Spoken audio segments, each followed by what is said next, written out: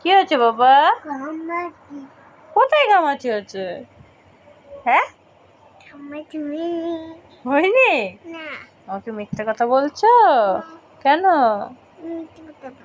কি বলছো? মিথ্যে কথা বলে না। হয়েছে, এই তো এখানে হয়েছে। এই যে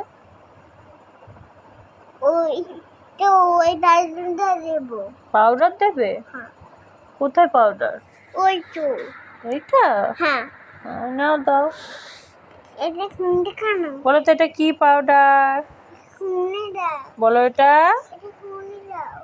খুলে দিতে হবে।